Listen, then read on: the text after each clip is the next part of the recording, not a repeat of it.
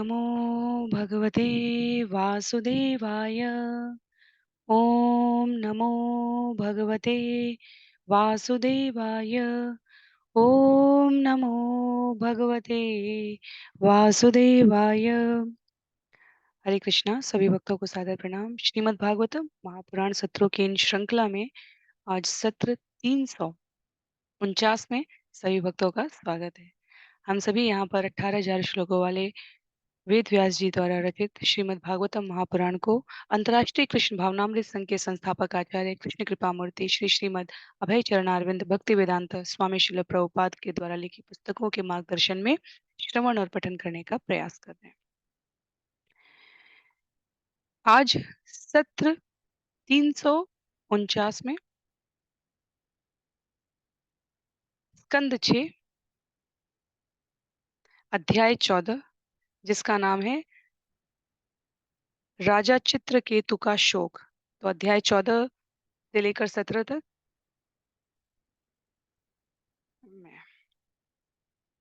चित्रकेतु की कथा का वर्णन है यहाँ पर। इसमें 61 श्लोक हैं और इस अध्याय की समाप्ति के पश्चात स्कंद 6 से श्रवण किए गए कुल श्लोकों की संख्या 611 और पूरे श्रीमद् भागवतम से अब तक हमने जितना इन सत्रों में श्रवण किया है उन श्लोकों की संख्या 5331 हो जाएगी।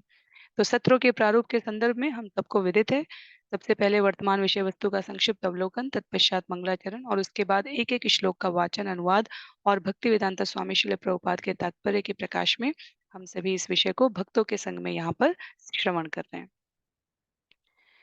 प्रथम 3 अध्याय में अजामिल की कथा, उसके पश्चात दक्ष के पुनः जन्म की कथा और कार्यकलापों का वर्णन, तत्पश्चात इंद्र और विश्वरूप की कथा 3 अध्यायों में। तो इस प्रकार 1 2 3 4 5 6 और 7 8 9 में इंद्र और विश्वरूप की कथा। 10 से लेकर 13 तक में, 9 में ही आरंभ हो गई थी, तो 10 से लेकर 13 तक में हमने वृतासुर की कथा पढ़ी और अब 14वें अध्याय से हम सभी राजा चित्रकेतु के बारे में यहाँ पर श्रवण करेंगे। तो आरंभ करते हैं मंगलाचरण से और उसके पश्चात एक एक श्लोक का वाचन और अनुवाद करेंगे। जिनके पास पुस्तक है मेरा अनुरोध रहेगा कि आप पुस्तकों का प्रयोग करें। अन्य सभी की सुविधा के लिए यहाँ श्लोक प्रस्तुत किए जाएंगे। उद्देश्य एकमात्र इतना है कि हम विषय को उसकी समग्रता के साथ समझ सकें।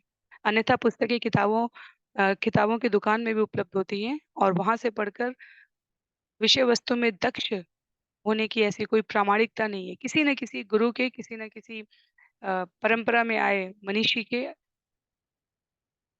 मार्गदर्शन की हम सबको नितांत आवश्यकता है और हमें वो मार्गदर्शन भक्ति वेदांत स्वामी श्रील प्रभुपाद के तात्पर्यों के द्वारा यहाँ पर प्राप्त हो रहा है। तो विषय को हम पूरी समग्रता के साथ समझ सकें, इसलिए पुस्तकों का संग आवश्यक है। आरंभ करते हैं मंगलाचरण से। नारायणं नमस्कृत्य नरं चैव नरोत्तमं देवीं सरस्वतीं व्यासं ततो जयम् उदीरयेत्। शृण्वतां स्वकथा कृष्ण पुण्यश्रवण कीर्तन यद्यन्तस्थो यभद्राणि विदुनोति सुयत्स्यताम्। नष्टप्रायेषु भद्रेषु नित्यं भागवत सेवया भगवत्युत्तमश्लोके भक्तिर्भवति नैष्ठिकी। ॐ अज्ञानतिमिरान्धस्य ज्ञानाञ्जनशलाकया चक्षु उन्मीलितं येन तस्मै श्रीगुरुवे नमः। मूकं करोति वाचालं पङ्गुं लङ्घयते गिरिं यत्कृपातमहं वन्दे परमानन्दमाधवं। वाञ्छाकल्पतरुभ्यश्च कृपा सिन्धुभ्य एव च पतितानां पावनेभ्यो वैष्णवेभ्यो नमो नमः। जय श्री कृष्ण चैतन्य प्रभो नित्यानंद श्री अद्वैत गदाधर श्रीवासादि गौर भक्तवृंद। हरे कृष्णा कृष्ण कृष्ण हरे हरे, हरे राम राम राम हरे हरे। हरे कृष्णा कृष्ण कृष्ण हरे हरे, हरे राम राम राम हरे हरे। हरे कृष्णा कृष्ण कृष्ण हरे हरे, हरे राम राम राम हरे हरे। तो पुनः सभी भक्तों का सत्र 349 में स्वागत है। हम सभी यहाँ पर स्कंद 6 अध्याय 14 आरंभ करने जा रहे हैं। विषय वस्तु की सूची के क्रम में देखें तो श्लोक संख्या 1 से लेकर 8 तक महाराज परीक्षित द्वारा वृतासुर के संबंध में कुछ अन्य जिज्ञासाएं की गई हैं, जिसको हम सभी यहाँ पर श्रवण करेंगे।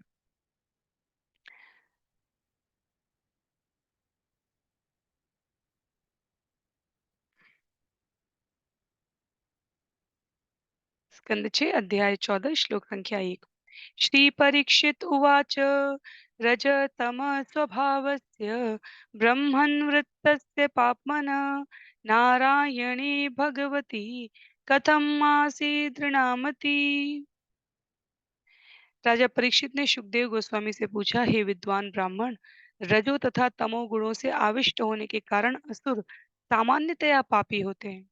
तो फिर वृतासुर भगवान नारायण के प्रति इतना परम प्रेम किस प्रकार प्राप्त कर सका? तो ये बिल्कुल बिल्कुल स्वाभाविक जिज्ञासा है, क्योंकि असुरों के संबंध में कहा जाता है कि वो भगवान विष्णु से प्रायः विमुख होते हैं। हमने किसी असुर को भगवान विष्णु की सेवा और पूजा और वर मांगते हुए नहीं देखा। वृतासुर ने भी यहाँ पर वर नहीं मांगा है, और वृतासुर भगवान की अनुकंपा से पूर्णतया परिचित था। भगवान के प्रति उसका विश्वास वास्तव में इंद्र के विश्वास से भी अधिक दिखाया गया है। इंद्र को संशय हो जाता है जब वृतासुर उसके हाथ से वज्र को नीचे गिरा देता है।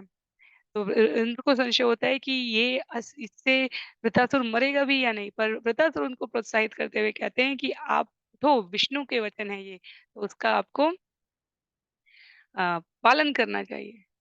तो रज और तम से ग्रसित व्यक्ति के लिए यहाँ पर कहा गया है कि जब तक व्यक्ति सत्व में सात्विकता के स्तर पर स्वयं को नहीं पहुंचाता, तब तक शुद्ध भक्त बनने की कामना भी नहीं की जा सकती। तमोगुण और रजोगुण से व्यक्ति अ, सतोगुण में पहुंचे बिना शुद्ध तक नहीं पहुंच सकता। ये हम सभी को भगवत गीता से और अन्य सत्रों से भी स्पष्ट रूप से पहले से पता है।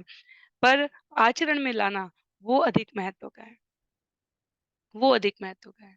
भगवद गीता के अध्याय 7 श्लोक संख्या 28 की प्रस्तुति करते हुए श्रील प्रभुपाद ने यहाँ इस श्लोक के तात्पर्य में कहा है, येषां त्वन्तगतं पापं जनानां पुण्यकर्मणां ते द्वन्द्व मोह निर्मुक्ता भजन्ते मां दृढ़व्रता। जिन मनुष्यों ने पूर्व जन्म में पुण्य कर्म किए हैं तथा इस जन्म में जिनके संपूर्ण पाप नष्ट हो चुके हैं, जो मोह के द्वंद से मुक्त हो चुके हैं, वे निष्ठा पूर्वक मेरी सेवा में तत्पर होते हैं। इसीलिए भक्त बड़भागी कहा गया है। तुलसीदास जी ने रामचरितमानस में भी कहा है, बड़भागी है जो उसको भगवान की सेवा, भगवान की निष्ठा पूर्वक समर्पित करने की प्रवृत्ति जीवन में उदित होती है।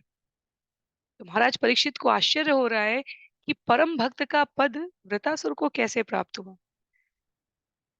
श्लोक संख्या 2 में इस जिज्ञासा के संबंध में आगे महाराज परीक्षित कहते हैं, देवानां शुद्ध सत्वानां ऋषीणां चामलात्मनां भक्ति मुकुंद चरणेन प्रायेण उपजायते। प्रायः सत्वमय देवता तथा भौतिक सुख रूपी रज से निष्कलंक ऋषि अत्यंत कठिनाई से मुकुंद के चरण कमलों की शुद्ध भक्ति कर पाते हैं। तो फिर वृतासुर इतना बड़ा भक्त किस प्रकार बन सका? तो बिल्कुल स्वाभाविक सी जिज्ञासा है, क्योंकि देवता सतोगुण में कहे गए हैं। सामान्यतया मनुष्य और अन्य जीव रज या तम में कहे जाते हैं। तो वृतासुर इन सब के बीच में से कहाँ और कैसे आते हैं और इतने परम भक्त के पदवी को प्राप्त करते हैं, ये परीक्षित की जिज्ञासा है। कहते हैं, रजो भी सम संख्याता पार्थिवैरिह जंतव तेषां ये केच नेहन्ते श्रेयो वै मनुजादय। इस भौतिक जगत में जीवात्माओं की संख्या उतनी ही है जितने की धूल कण। इन जीवात्माओं में से कुछ ही मनुष्य होते हैं और उनमें से कुछ ही धार्मिक नियमों के पालन में रुचि दिखलाते हैं। तो ये एक पूरी अभी जो आगे के कुछ श्लोकों की श्रृंखला है, उसके पश्चात हमें स्पष्टता होगी कि ये किस प्रकार से आचार्यों द्वारा अत्यंत दुर्लभ श्रेणी बताई गई है जिसमें भक्त है। तो यदि हम एक इस पूरे जगत को एक बड़ा वृत्त समझ लें, तो उसमें सभी प्रकार के असंख्य जीव हैं। उस वृत्त के अंदर बताते हुए कहा गया है, जो योग सीढ़ी का क्रम था कि एक और वृत्त बनाओ, तो उस बड़े वृत्त के अंदर एक छोटा वृत्त बनाया हमने। उस उसमें कौन है? उसमें वो हैं जिनकी सकाम कर्मों में रुचि है। उस वृत्त के भीतर एक और वृत्त बना दिया जाए, सर्कल बना दिया जाए, तो उसके लिए कहा गया उसमें वो लोग आते हैं जो इस जगत में कर्म बंधन से मुक्त होने की अभिलाषा रखते हैं। तो वो इस प्रकार का अध्ययन करेंगे, उन्हें ज्ञानी कहा गया है। तो एक वृत्त में समस्त प्राणी जीव आ गए, उसके भीतर के वृत्त में सकाम कर्म, कम से कम उन्हें अच्छे कर्म के बदले में अच्छा परिणाम और बुरे कर्म के बदले में बुरा परिणाम मिलेगा, इसका ज्ञान है, सकाम कर्म वाले आ गए। उसके भीतर एक और छोटे वृत्त में ज्ञानी आते हैं। ज्ञानियों में भी उस वृत्त के भीतर आचार्यों ने यहाँ पर कहा है, वो सन्यासी आते हैं जिनके भीतर इंद्रियों की इच्छाओं से मुक्त रखने योग्य कर्म को करने की प्रवृत्ति हो गई है। तो जो ऐसे कर्म करें जिससे इंद्रियों को तृप्त करने की उनकी अभिलाषा समाप्त हो चुकी है। उसके भीतर जो सबसे छोटा वृत्त हम कह सकते हैं, तो सर्कल के अंदर सर्कल के अंदर सर्कल, वृत्त के भीतर सबसे छोटा जो सर्कल कह सकते हैं, उसको कहा गया है भक्तों का समूह। जिनके भीतर कहा गया है कि जन्म-जन्मांतर के संचित साधक बनने के प्रयास के परिणाम स्वरूप वो योग्यता आती है जो अब अपने कर्म फलों के परिणाम में केवल और केवल भगवान की प्रसन्नता चाहते हैं। तो इतना छोटा-सा समूह होता है वो। इसीलिए इसीलिए सभी जगह पर अ, भक्तों को, सत्संग जनों को दुर्लभ श्रेणी में बता दिया गया है क्योंकि असंख्य जीवों में से वो एक छोटा-सा समूह हो पाता है। अनेकों स्थानों पर आचार्य कहते हैं कोई विरला ही भगवत भक्त बन सकता है। तो हम सबको अपनी सतत क्रमशः सभी अपनी यात्रा पर होते हैं साधक बनने के प्रयास में। अपनी भगवत भक्ति के उपक्रम में, कथा सुनने के उपक्रम में, माला जपने के क्रम में, भगवान की सेवा भोग बनाने के क्रम में, श्रृंगार और भगवान के लिए सुंदर पुष्पमाल बनाने के क्रम में हमारे भीतर का भाव कोई भौतिक आकांक्षा ना हो, पूर्णतया भगवान की प्रसन्नता हो। तब उस श्रेणी के जीवों को दुर्लभ कहा गया है। इसलिए श्लोक संख्या 3 में जब कहते हैं यहाँ पर परीक्षित महाराज, रजो भी समसंख्याता पार्थिवै इह जन्तव तेषां ये केचन हन्ति श्रेयो वै मनुजादय। इस भौतिक जगत में जीवात्माओं की संख्या उतनी ही है जितने की धूल कण। इन जीवात्माओं में से कुछ ही मनुष्य होते हैं और उनमें से कुछ ही धार्मिक नियमों के पालन में रुचि दिखाते हैं। तो समस्त जीवात्माओं का जो बाहर का वृत्त है, उनमें से कुछ ही ऐसे आए। पहला जो वृत्त बना अंदर, जिसमें धार्मिक नियमों का पालन करने में रुचि दिखलाने वाले जीव हैं। श्लोक संख्या 4 में प्रायो मुमुक्षव तेषां केचनैव द्विज उत्तम मुमुक्षूणां सहस्रेषु कश्चित् मुच्येत सिद्ध्यति।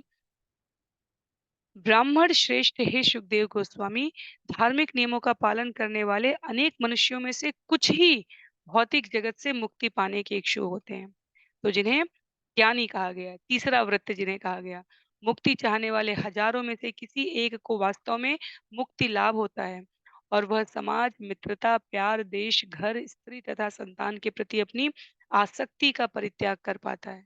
ऐसे हजार मुक्त पुरुषों में से मुक्ति का वास्तविक अर्थ जानने वाला कोई विरला ही होता है। तो अंत सबसे अंदर वाले वृत्त की बात की जा रही है। तो पुनः समाज, मित्रता, प्यार, देश, घर, स्त्री तथा संतान के प्रति आसक्ति का त्याग करने के लिए कहा गया है। अपने कर्तव्यों का पालन करने का त्याग करने के लिए नहीं कहा गया है। सामान्यतः जब हम केवल पुस्तकीय ज्ञान ग्रहण करते हैं तो हमें ये लगता है कि जो भगवत भक्ति में नियुक्त हो रहे हैं, उनको शास्त्र अपने कर्तव्यों से विमुख होने की बात करें। शरीर रूप में जो स्वाभाविक कर्तव्य हैं, उनके संग आसक्ति रखने को परिणाम स्वरूप मैंने ये किया, मुझे ये प्राप्त होना चाहिए, इस भाव से मुक्त करके उत्तरदायित्व के भाव से कार्य करने की बात की जा रही है। तो जो 4 श्रेणियाँ हम सभी ने भगवत गीता में भी पढ़ी थी, वो इन वृत्तों के द्वारा हम समझ रहे हैं। कर्मी, ज्ञानी, योगी और भक्त। तो सबसे बड़े वृत्त में सब कुछ समाहित है। उसके भीतर वाले वृत्त में सबसे पहले हमारे कर्मी आ जाते हैं। कर्मी के भीतर ज्ञानी आ जाते हैं। ज्ञानी के भीतर योगी आते हैं और योगी के भीतर भक्त रहते हैं। तो कर्मी और ज्ञानियों के लिए विशेष रूप से सावधान बने रहने की आवश्यकता होती है, किसी भी क्षण भटकने, क्योंकि सिद्धांत रूप में या तो ज्ञान पता है या सकाम रूप में कर्म पता है, पर ये दोनों अपने आप में पूर्ण नहीं है जब तक जीवन में भक्ति नहीं है। आगे श्लोक संख्या 5 में कहा गया है, मुक्तानामपि सिद्धानां नारायणपरायण सुदुर्लभ प्रशांतात्मा कोटिष्वपि महामुने। हे परम साधु, लाखों मुक्त तथा मुक्ति के ज्ञान में पूर्ण पुरुषों में से कोई एक भगवान नारायण अथवा कृष्ण का भक्त हो सकता है। ऐसे भक्त जो परम शांत हों अत्यंत दुर्लभ है। तो किसी ने भी इसको नहीं कहा है कि भक्ति सहज और सुलभ है, और इतनी सहज और सुलभ है कि कई बार लोगों को इस पर विश्वास भी नहीं होता। क्या केवल नाम जपने से भगवान मिल सकते हैं? शास्त्र इसको प्रमाणित करते हैं, बिल्कुल मिल सकते हैं।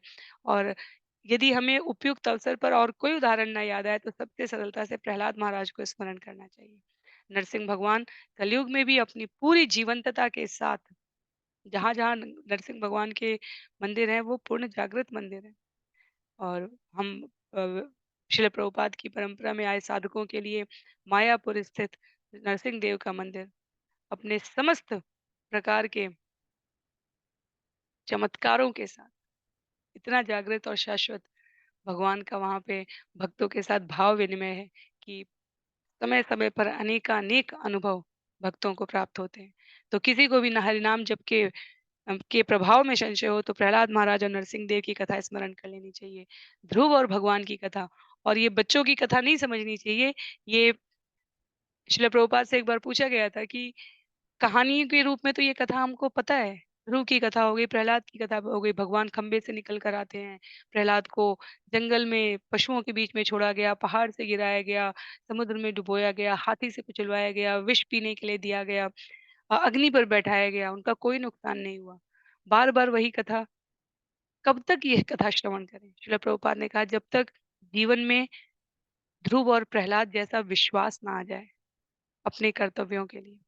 भगवान निश्चित रूप से मेरी सहायता करेंगे, भगवान निश्चित रूप से योगक्षेम वहामयम का संकल्प पूरा करते हैं, जब जीव उनकी शरणागति में रहता है। जीवन में जिस क्षण वो विश्वास आ जाएगा, हमारी भक्ति के प्रति सहज स्वाभाविक रुचि दिखने लगेगी। यहाँ पर कहा जा रहा है, ऐसे भक्त जो परम शांत हों, भगवान के प्रति अतुलनीय विश्वास से युक्त हों, वास्तव में दुर्लभ कहे गए हैं। आगे श्लोक संख्या 6 में, वृतस्तु स कथं पाप सर्वलोक उपतापन इत्थं दृढ़मति कृष्ण आसीत् संग्रामे उल्बणे। वृतासुर युद्ध की धधकती ज्वाला में स्थित था और पापी असुर अन्यों को सदैव कष्ट तथा चिंता पहुंचाने के लिए कुख्यात था। ऐसा असुर किस प्रकार इतना बड़ा कृष्ण भक्त हो सका? तो स्वाभाविक जिज्ञासा है, परीक्षित की नहीं अपितु हम सभी की, कि कुछ तो विशेष रहा होगा वृतासुर में।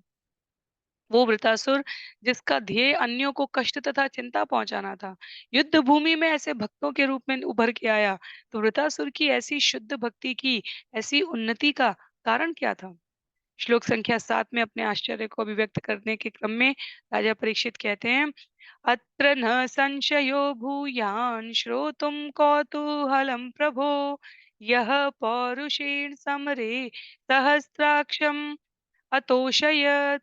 हे प्रभु, सुखदेव गोस्वामी, यद्यपि वृतासुर पापी असुर था, किंतु उसने सर्वाधिक उन्नत क्षत्रिय का पराक्रम दिखाकर युद्ध में इंद्र को प्रसन्न कर लिया। ऐसा असुर भगवान कृष्ण का महान भक्त क्यों कर हो सका? इन विरोधी बातों से मेरे मन में अत्यधिक संदेह उत्पन्न हो गया है, अतः मैं इस संबंध में आपसे सुनने के लिए अत्यधिक उत्सुक हूँ।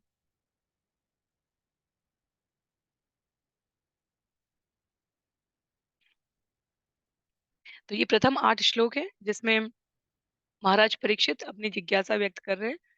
तो श्लोक संख्या 8 में सुखदेव गोस्वामी कहते हैं, श्री सूत उवाच परीक्षितोऽथ सम्प्रश्नम् भगवान् बादरायणी निशम्य श्रद्धधानस्य प्रतिनन्द्य वचो ब्रवीत्।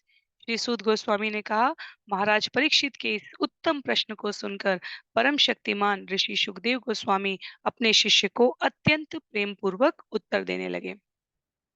तो श्लोक संख्या 9 से लेकर 22 तक चित्रकेतु महाराज की कथा यहाँ पर बताई जा रही है, जो अंगिरा ऋषि के साथ उनकी वार्ता के रूप में और पुत्र प्राप्ति के रूप में उल्लेखित है।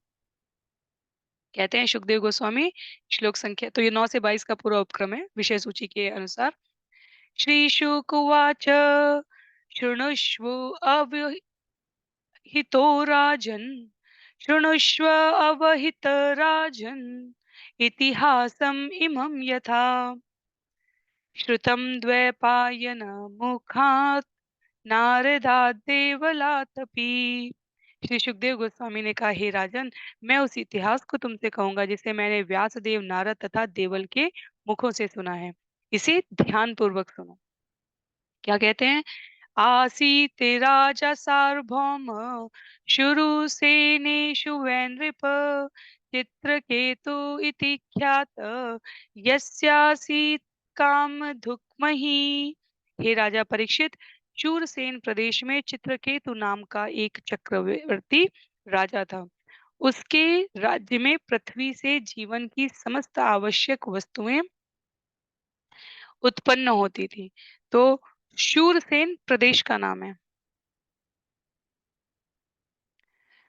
द्वापर में, यदि मुझे सही स्मरण है, आप लोग सही गलत कहा जाए तो आप लोग सही कीजिएगा। कंस के पिता का नाम उग्रसेन था और वसुदेव के पिता का नाम, देवकी और वसुदेव में वसुदेव के पिता का नाम शूरसेन था। संभवतः शूरसेन, मुझे क्योंकि यहाँ पर शूरसेन प्रदेश का नाम बताया जा रहा है, तो शूरसेन प्रदेश में चित्रकेतु नाम का चक्रवर्ती राजा था और जीवन की सभी आवश्यक वस्तुएं उसके राज्य में पृथ्वी से उत्पन्न होती थी। सभी कुछ वहां पर संपन्नता के साथ था, कहने का से यहाँ पर ये है। श्लोक संख्या 11 में तो चित्रकेतु का परिचय दिया जा रहा है यहाँ सुखदेव गोस्वामी द्वारा। तस्य भार्या सहस्त्राणां सहस्राणि दशाभवन् सांतानिकश्चापि नृपो न लेभे तासु संततिम्। राजा चित्रकेतु के 1 करोड़ पत्नियां थी और यद्यपि वह संतान उत्पन्न करने में समर्थ था, किंतु उनसे उसे कोई संतान प्राप्ति नहीं हुई। संयोगवश सभी पत्नियां बांझ थी। तो सामान्यतः हम विषय से इतर जब भी इस प्रकार का प्रसंग आता है तो ध्यान चला जाता है 1 करोड़ पत्नियों का आशय क्या हुआ। वास्तव में यदि भौतिक जगत में भी कोई वर्तमान समय में कोई 1 करोड़ स्त्रियां, 1 करोड़ पत्नियां रखना चाहे तो आचार्य स्मित हास्य के साथ कहते हैं कि उनका स्वागत है, पर क्या वो वास्तव में एक को भी प्रसन्न कर पाने में समर्थ हैं? तो ये विषय संख्या क्रम में नहीं, ये विषय इस संबंध में समझना आवश्यक है कि विषय वस्तु असाधारण है, हमारी इंद्रियों की समझ से परे है और इसलिए उसको जिस संदर्भ में कहा जा रहा है उसमें श्रवण करना आवश्यक है। तो यहाँ पर विषय ये है कि चित्रकेतु के पास कोई संतान नहीं है और क्रमशः उसकी उद्विग्नता बढ़ती चली जाएगी। चित्रकेतु का स्वभाव अपनी सभी पत्नियों के साथ बहुत ही सम्यक है, तथापि राज्य में कोई संतान नहीं थी। रूपोधार्य वय जन्म विद्याऐश्वर्य श्री आदि भी संपन्नस्य गुणे सर्वे चिंता बंध्या पते अभूत। इन करोड़ पत्नियों का पति चित्रकेतु अत्यंत रूपवान, उदार तथा तरुण था। वह उच्च कुल में उत्पन्न हुआ था, उसे पूर्ण शिक्षा प्राप्त हुई थी और वह संपत्तिवान एवं ऐश्वर्यवान था। फिर भी इन समस्त गुणों के होते हुए किंतु कोई पुत्र न होने से वह अत्यंत चिंतायुक्त रहता था। श्रील प्रभुपाद यहाँ तात्पर्य में कहते हैं कि चित्रकेतु का विषाद स्वाभाविक है, क्योंकि परंपरा रूप में राज्य को आगे संचालित करने के लिए वंश न होना वास्तव में प्रजातुल्य संतान का सम्यक भार वहन कैसे होगा, उस राजा के लिए चिंता की बात हो जाती है जो पुत्र तुल्य रूप में, संतान के रूप में अपनी प्रजा का पालन करती है। तो चित्रकेतु यहाँ पर सामान्य मनुष्य की तरह शोकातुर दिखाए जा रहे हैं। इस विषय के इस अभाव की समाप्ति करने के लिए सभी प्रयास करने के लिए उद्यत हैं। कहते हैं श्लोक संख्या 13 में, न तस्य संपदः सर्वा महिष्यो वामलोचना सार्वभौमस्य भुष्येयं भवन प्रीति हेतव। उनकी सभी रानियां सुमुखी एवं आकर्षक नेत्रों वाली थी, फिर भी न तो उसका ऐश्वर्य तथा सैकड़ों हजारों रानियां, न वे प्रदेश जिनका वह सर्वोच्च स्वामी था, उसे प्रसन्न कर सकते थे। तस्य कदा तु भवनम् अंगिरा भगवान् ऋषि लोकान् अनुचरन् एतान् उपागच्छत् यदक्षया। एक बार समस्त ब्रह्मांड में विचरण करते हुए अंगिरा नामक शक्तिशाली ऋषि अकस्मात अपनी शुभेच्छा से राजा चित्रकेतु के महल में पधारे। तो सभी साधन की उपलब्धता ने भी राजा चित्रकेतु की अभावजन्य स्थिति को परिवर्तित करने में कोई सहायता नहीं दी, और अहेतुकी की कृपा से अंगिरा ऋषि राजा चित्रकेतु के सभा में प्रवेश करते हैं। तं पूजयित्वा विधिवत प्रत्युत्थानर्हण आदिभिः कृतातिथ्यम् उपासीत सुखासीनं समाहित। चित्रकेतु तुरंत ही अपने सिंहासन से उठकर खड़ा हो गया और उनकी अर्चना की। उसने जल तथा खाद्य सामग्री भेंट की और इस प्रकार अपने परम अतिथि के प्रति मेजबान का अपना कर्तव्य पूरा किया। जब अंगिरा ऋषि सुख पूर्वक आसन ग्रहण कर चुके तो राजा अपने मन तथा इंद्रियों को संयमित करके ऋषि के चरणों के निकट भूमि पर बैठ गया। क्या कहते हैं? महर्षि तमा उपासीनं प्रश्रयावनतं शितो प्रतिपूज्य महाराज समाभाष्येदम् अब्रवीत्। हे राजा परीक्षित, जब चित्रकेतु विनीत भाव से नत होकर ऋषि के चरण कमलों के निकट बैठ गया, तो ऋषि ने उसकी विनयशीलता तथा उनके आतिथ्य के लिए साधुवाद दिया और उसे निम्नलिखित सब शब्दों से संबोधित किया है। तो ऋषि को सम्यक स्नान, आसन, संध्या वंदन, खाद्य सामग्री, जो कुछ भी आवश्यकता थी, सबकी उपलब्धता कराकर ऋषि के समक्ष विनीत भाव में बैठकर अपने आप को चित्रकेतु ने प्रस्तुत किया है। तो उनके आतिथ्य के लिए साधुवाद करते हुए ऋषि ऋषि उनको संबोधित कर रहे हैं। तो अंगिरा ऋषि अब संवाद कर रहे हैं, चित्रकेतु को कह रहे हैं श्लोक संख्या 17 में, अंगिरा उवाच अपि तेनामयं स्वस्ति प्रकृतीनां तथात्मना यथा प्रकृतिभिः गुप्त पुमान् राजा च सप्तभी। ऋषि अंगिरा ने कहा, हे राजन, आशा है कि तुम अपने शरीर तथा मन और अपने राज्य पार्षदों तथा सामग्री सहित कुशल से हो। जब प्रकृति के सातों गुण संपूर्ण भौतिक शक्ति, माया, अहंकार तथा इंद्रिय तृप्ति के पांचों पदार्थ अपने अपने क्रम में ठीक रहते हैं, तो भौतिक तत्वों के भीतर जीवात्मा सुखी रहता है। इन सात तत्वों के बिना कोई नहीं रह सकता। इसी प्रकार राजा सात तत्वों द्वारा सदा आरक्षित रहता है। ये तत्व है उसका उपदेशक स्वामी या गुरु, उसके मंत्री, उसका राज्य, उसका कोष, उसके राज्याधिकार तथा उसके मित्र।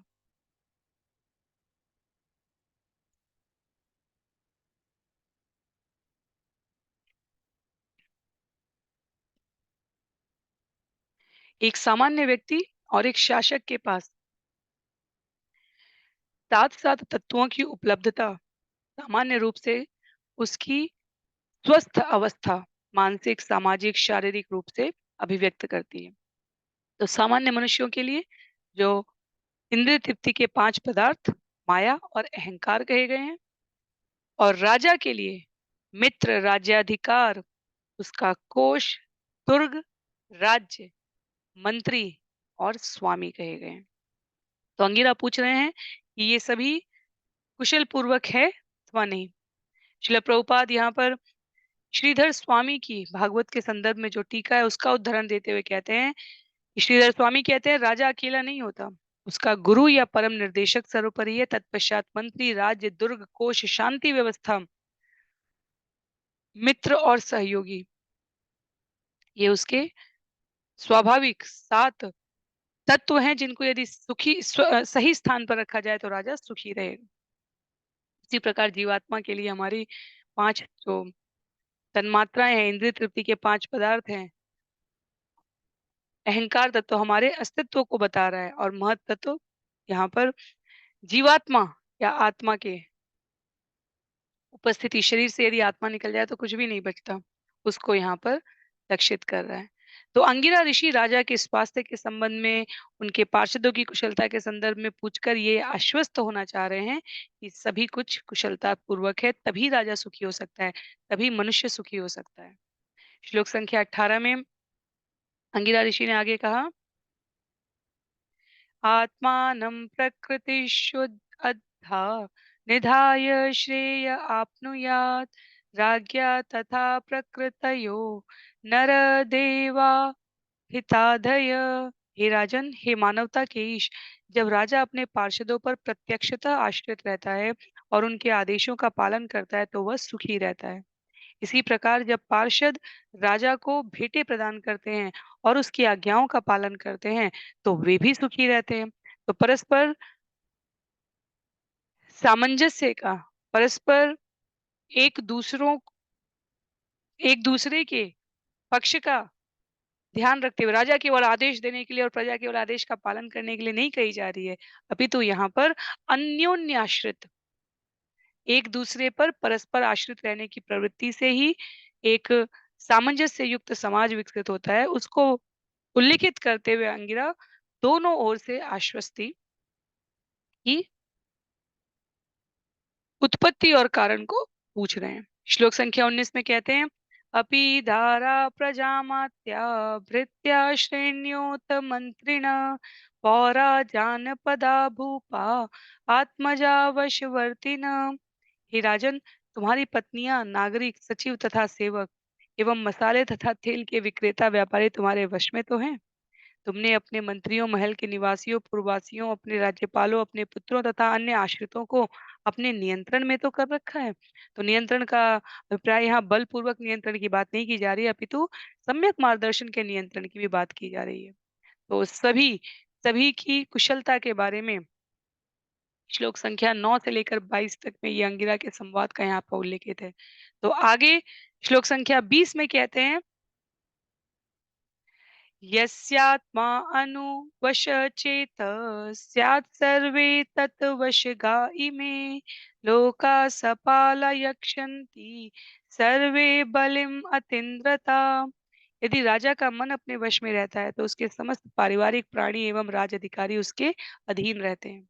उसके प्रांत पालक राज्यपाल समय पर अवरोध रहित कर प्रस्तुत करते हैं, छोटे छोटे सेवकों की तो कोई बात ही नहीं है। तो सामान्य रूप से शासन व्यवस्था में सकारात्मक बिंदुओं को यदि दर्शित करना है तो अंगिरा उसके मानक दे रहे हैं, इकाइयों को प्रस्तुत कर रहे हैं। पारिवारिक प्राणी राज अधिकारी वश में होने चाहिए, मन वश में होना चाहिए, राज्यपाल समय समय पर अवरोध रहित कर देते हुए होने चाहिए। सभी मानक इकाइयां अर्थात वो अवयव, वो तत्व जो राजा और राज्य का संचालन करने के लिए आवश्यक है, राजा के लिए स्वयं उसका मन, उस पर संबंधी आश्रित और राज्य के लिए अवरोध रहित कर, शत्रुओं का दमन करने में, निवासी सुखी होने में, इन सभी में राजा के सुख का दर्शन होगा। अन्यथा यदि राजा राजा सुखी हो स्वयं में और प्रजा दुखी हो तो ऐसे राजा वास्तव में अ, भगवान के प्रतिनिधि के रूप में नहीं कहे जा सकते हैं। अध्याय 10 में भगवद गीता में जब भगवान विभूतियों का उल्लेख करते हो तो कहते हैं, मनुष्यों में मैं राजा हूँ। अर्थात वो जो अन्यों का पालन करने के लिए स्वयं को प्रस्तुत करता है। आगे श्लोक संख्या 21 में, आत्मन प्रीयतेनात्मा परतः स्वतः एव वा लक्ष्ये अलब्ध कामं त्वां चिंतया शबलम मुखम। हे राजा चित्रकेतु, मैं देख रहा हूँ कि तुम्हारा मन संतुष्ट नहीं है। ऐसा लगता है तुम्हें वांछित लक्ष्य प्राप्त नहीं हो पाया है। यह स्वतः तुम्हारे अपने कारण अथवा अन्य किसी कारण से ऐसा हुआ है। तुम्हारे पीले मुख से तुम्हारी गहरी चिंता झलकती है। अंगिरा का व्यवहार यहाँ पर हमें उस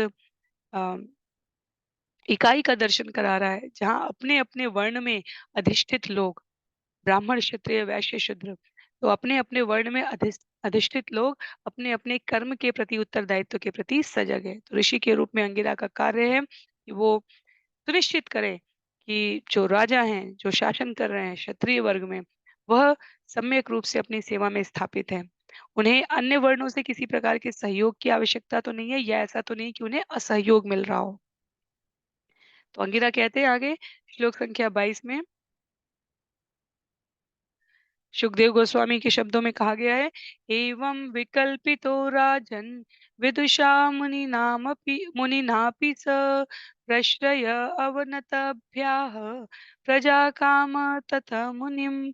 एवं विकल्पित राजन विदुषा मुनिनापि स प्रश्रय अवनतभ्याः प्रजा काम तथा मुनिम।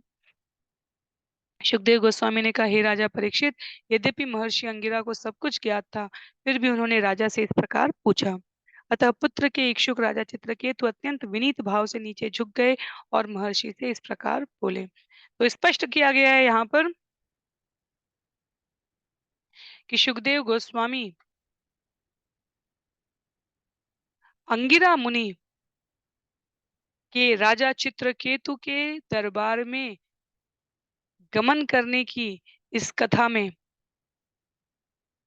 ये भ्रम नहीं रख रहे हैं कि अंगिरा वहाँ पर विशेष प्रयोजन के निमित्त नहीं पहुँचे थे। अंगिरा वहाँ पर वास्तव में विशेष नियोजन के लिए अपने को प्रस्तुत करते हैं। तो अपने-अपने वर्ण में स्थिर जीव जब अपने-अपने उत्तरदायित्व का सम्यक रूप से वहन करते हैं, तब भगवान द्वारा उचित अवसर पर उन्हें किसी कार्य विशेष को संपादित करने के लिए निमित्त रूप में, योजना के भाग के रूप में चुना जाता है। तो अंगिरा यहाँ पर ने अंगिरा बहुत ही प्रभावशाली ऋषि हैं।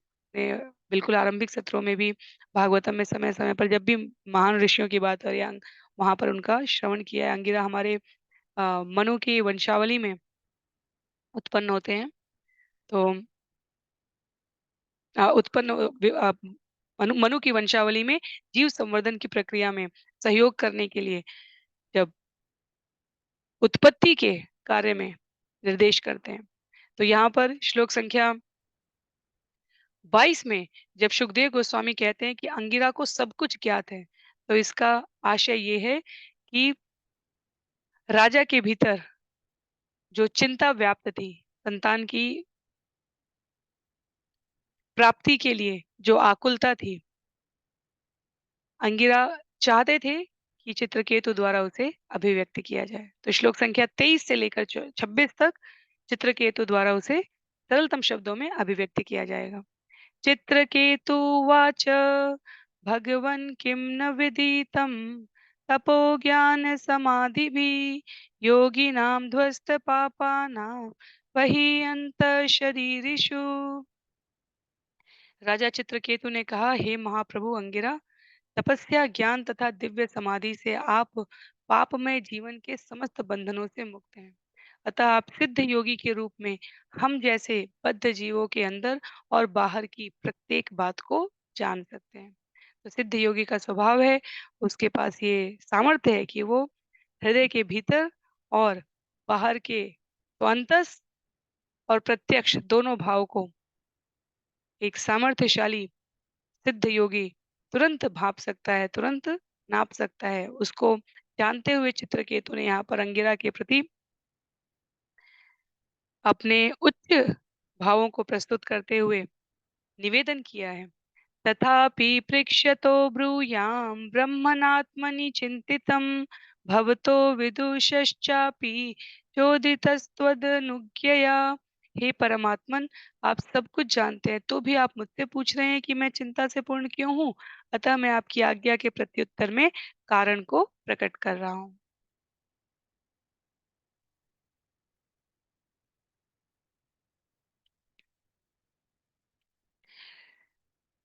सुखदेव गोस्वामी यहाँ पर परीक्षित महाराज के माध्यम से प्राणी मात्र को ये स्पष्ट कर रहे हैं कि गुरु के सामने, चाहे शिक्षा गुरु हो या दीक्षा गुरु हो,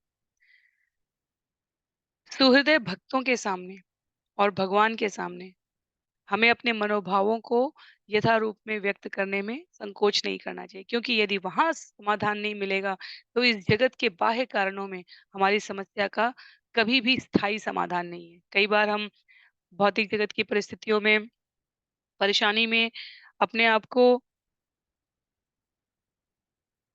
कुव्यसनों में लिप्त करने के लिए कारण देते हैं कि नौकरी अच्छी नहीं चल रही है या परिवार में कोई समस्या है या किसी भी अन्य प्रकार की परेशानी में हम कुव्यसनों का आश्रय लेकर कहते हैं कि मैं इसी प्रकार से अपनी मानसिक दशा को स्थिर रख सकता हूँ या रख सकती हूँ।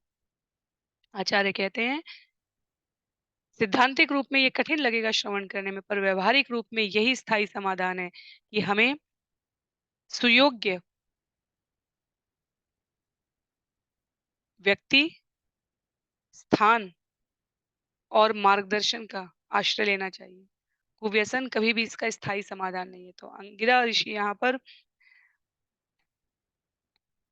चित्रकेतु के मनोभावों को, यहाँ हम शब्दों में श्रवण कर रहे हैं, पर यदि हम किंचित मात्र भी कल्पना कर सकें कि राजा के पास जैसे महाराज दशरथ के संबंध में कथा आती थी, सभी प्रकार का वैभव उपलब्ध हो और किसी प्रकार की कोई रिक्तता ना हो सिवाय इसके कि इस वैभव को, इस प्रजा को आगे कौन संभालेगा। तो उस मनोभाव को समझते हुए चित्रकेतु को प्रोत्साहित करते हैं और चित्रकेतु के द्वारा ये समझते हुए कि अंगिरा को विषय ज्ञात है, स्पष्टतः बिना किसी बनावट के यथारूप में व्यक्त किया जा रहा है। श्लोक संख्या 25 में, लोकपालेऽपि प्रार्थाया साम्राज्यैश्वर्य संपद न नन्दयन्ति अप्रज्यं मां शुत्रुत्कामम् इवापरे। लोकपालेऽपि प्रार्थाया साम्राज्यैश्वर्य संपद न नन्दयन्त्यप्रजमं मां शुत्रुत्काममिवापरे। जिस प्रकार भूखा तथा प्यासा व्यक्ति फूल की मालाओं या चंदन लेप जैसी बाह्य तृप्ति से संतुष्ट नहीं होता, उसी प्रकार पुत्र न होने से मैं अपने साम्राज्य, ऐश्वर्य या संपदा से, जिनके लिए बड़े बड़े देवता भी लालायित रहते हैं, संतुष्ट नहीं हो। तो यदि व्यक्ति को भीतर से भूख लगी है तो बाह्य सजावट किसी काम की नहीं रह जाती, एक निश्चित सीमा के पश्चात किसी काम की नहीं रह जाती। और बिल्कुल उपयुक्त उदाहरण देते हुए यहाँ पर चित्रकेतु द्वारा व्यक्त किया जा रहा है कि ये पूरा जो बाहरी सज्जा, आवरण, सामर्थ्य, संपदा, ऐश्वर्य दिख रहा है, ये किस कार्य का? जब इसको सँभालने के लिए राजमहल के भीतर कोई आगे वंशावली में संतान उपलब्ध नहीं है। श्लोक संख्या 26 में, ततः पाहि महाभाग पूर्वे स गतः तमः यथा तरेम दुष्पारं प्रजया तद्विदेहिनः। अतः हे परम साधु, मेरी तथा मेरे पितरों की रक्षा करिए, उबारिए, क्योंकि मेरे संतान न होने से वे नरक के अंधकार में धंसते जा रहे हैं। कृपया कुछ ऐसा करें जिससे मुझे पुत्र प्राप्त हो, जो हम सबों को नारकीय दशाओं से उबार सके। तो श्रील प्रभुपाद कहते हैं कि यहाँ पर जिस संदर्भ में चित्रकेतु ने वर्णन किया है वैदिक कर्मकांड में, उसे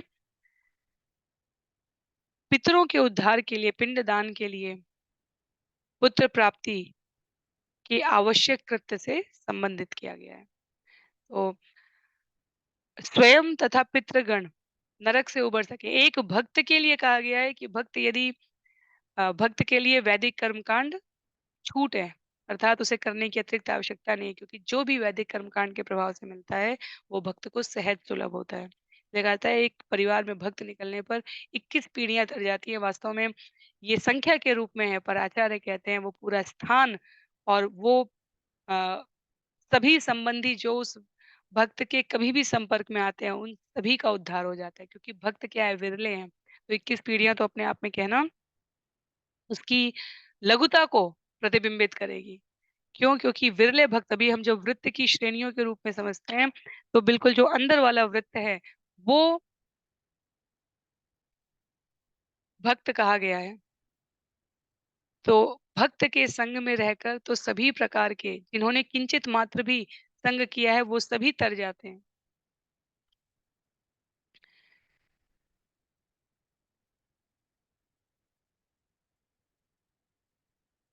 मैं श्लोक प्रस्तुत करने का प्रयास कर रही हूँ।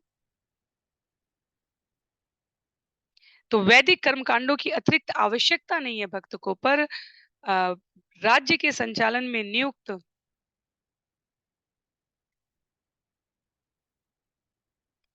राजा के लिए अपने भावी संचालन के लिए कौन उत्तरदायित्व होगा, उसके लिए यहाँ पर चित्रकेतु की इस चिंता को व्यक्त किया गया है।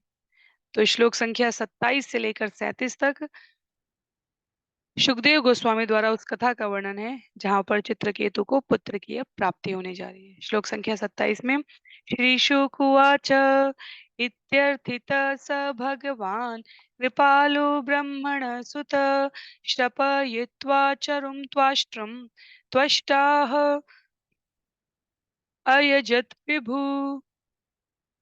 महाराज चित्रकेतु द्वारा प्रार्थना किए जाने पर भगवान ब्रह्मा के मन से उत्पन्न मानस पुत्र अंगिरा ऋषि राजा के प्रति अत्यंत दयाद्र हो उठे। अपने अत्यंत शक्तिशाली व्यक्तित्व के कारण ऋषि ने त्वष्टा नामक देवता को खीर का पिंडदान करके यज्ञ संपन्न किया। तो अंगिरा ऋषि आगे हमने श्रवण किया था, जब मनु की वंशावली में जीव संवर्धन में सहयोग करते हैं, वो वास्तव में बिल्कुल आरंभिक पंक्ति के पुत्रों में जब उन्हें आज्ञा मिली थी, उसको अनुप्राणित कर रहे हैं। और यहाँ पर राजा के प्रति पुनः दयाद्र होते हुए त्वष्टा नामक देवता को खीर का पिंडदान करके यज्ञ संपन्न करके प्रसाद रूप में राजा को प्रदान करते हैं। आगे ज्येष्ठा श्रेष्ठा च या राज्ञो महिषीणां च भारत नाम्ना कृत द्युतिस्तस्य यज्ञोष्ठम अदाद्विज। हे महाराज परीक्षित, अंगिरा ऋषि ने यज्ञ के अवशेष प्रसाद को चित्रकेतु की लाखों रानियों में सबसे बड़ी तथा परम गुणवती रानी को प्रदान किया, जिसका नाम कृतद्युति था। तो प्रसाद रूप में जो खीर थी वो कृतद्युति को प्राप्त की प्रदान की गई है। आगे अंगिरा के इस विशेष प्रयोजन को और भी नए आयाम मिलेंगे, हमें उनका नया दृष्टिकोण पता चलेगा। अभी जैसी राजा की इच्छा है वैसा पूरा किया जा रहा है। अथाह नृपतिं राजन् भविता एकतवात्मज हर्षशोक प्रदतुभ्यम् इति ब्रह्मसुत ययो। तत्पश्चात ऋषि ने राजा से कहा, हे राजन, अब तुम्हारे एक पुत्र होगा जो हर्ष तथा शोक दोनों का कारण बनेगा। ऐसा कहकर चित्रकेतु के उत्तर की प्रतीक्षा न करके ऋषि चले गए। जैसा मैंने कहा कि अंगिरा ऋषि वहां पर, ऋषि सदैव प्राणी मात्र के हित की कामना से ही उपस्थित होते हैं। जब कइयों पर बहुत अधिक दयालु होते हैं ऋषि, चाहे वो नारद मुनि के रूप में हो, चाहे या अंगिरा ऋषि के रूप में हो, या चाहे स्वयं भगवान के रूप में हो, क्योंकि ऋषि भगवान का प्रतिनिधित्व कर रहे हैं। जीव की योग्यता के अनुसार वो उसके ऊपर अनुकंपा करते हैं।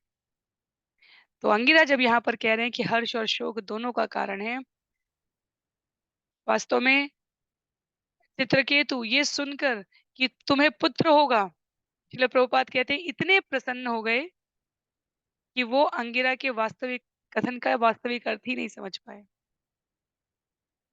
वो इतने संतुष्ट थे कि पुत्र संतान होगी जो राज्य को संभालेगी आगे, ये अपने आप में पर्याप्त है।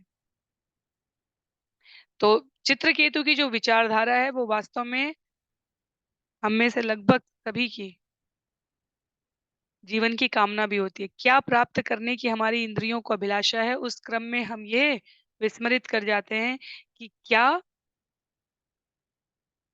अवांछित तत्व जीवन में प्रवेश कर सकते हैं। तो विषय वस्तु की कामना में इतनी आसक्ति होती है कई बार कि हम अवांछित तत्वों को प्रवेश करने से नहीं रोक पाते। श्रील प्रभुपाद यहाँ पर कह रहे हैं, चित्रकेतु की विचारधारा को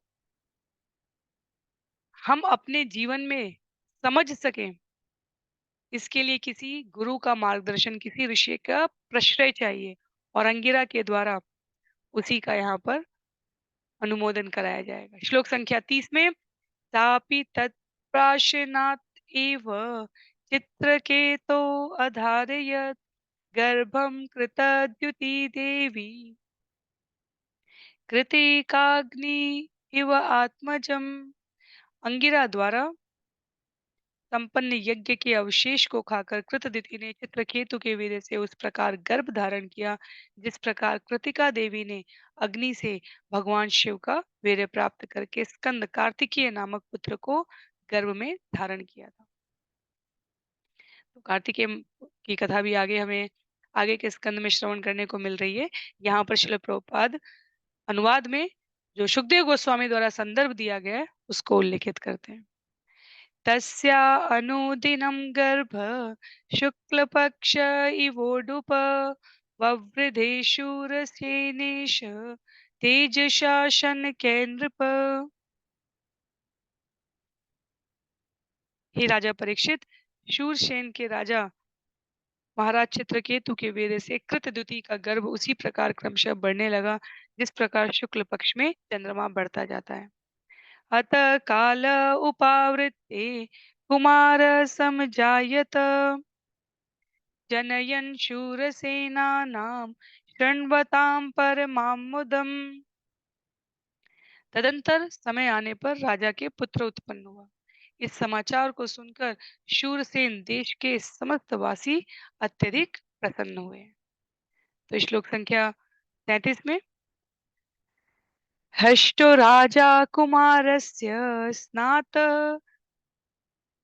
शुचि अलंकत वाचयित्वा शिशो विप्रे कारयामास जातकम। राजा चित्रकेतु विशेष रूप से प्रसन्न थे। स्नान करके पवित्र होकर तथा आभूषणों से सज्जित होकर विद्वान ब्राह्मणों से स्वस्ति वाचन और आशीर्वाद लेकर पुत्र का जात कर्म संस्कार कराया। तो अभी के लिए हम लोग सत्र को यहीं पर रोकेंगे, श्लोक संख्या 33 पर। आगे के श्लोकों को अगले सत्र से श्रवण करने का प्रयास करेंगे। ये बिल्कुल सरलतम रूप में आगे बढ़ती जाएगी कथा, क्योंकि तत्व अभी आगे आने वाले हैं।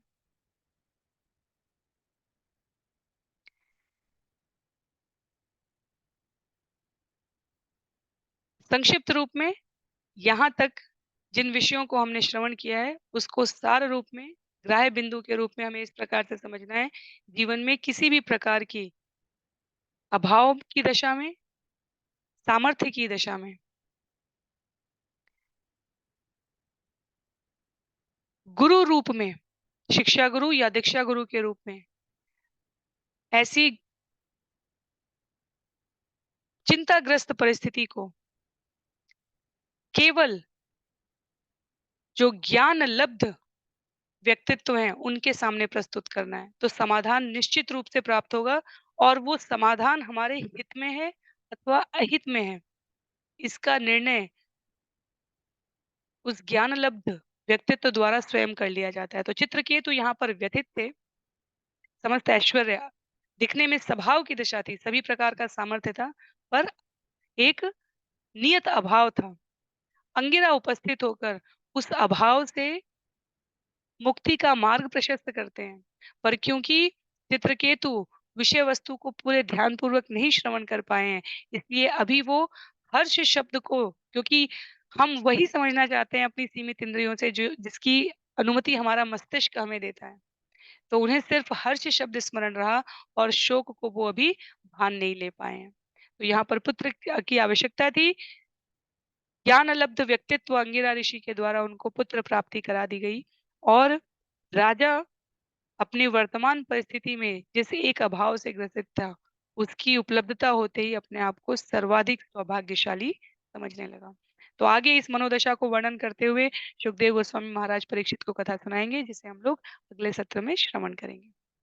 आज के लिए इस सत्र को यहीं पर समाप्त करते हैं। श्रील प्रभुपाद की जय, श्रील गुरुदेव की जय, अनंत कोटि वैष्णव वृंद की जय, श्रीमद् भागवतम महापुराण की जय। तो कोई भी विषय वस्तु की अस्पष्टता हो, कोई भी असहमति हो, तो आप सभी निसंकोच रूप से वीडियो के कमेंट बॉक्स में या व्यक्तिगत रूप से जहाँ जिस ग्रुप में आप जुड़े हैं, व्हाट्सएप, टेलीग्राम में, वहाँ पर सूचित कर सकते हैं। हरे कृष्णा।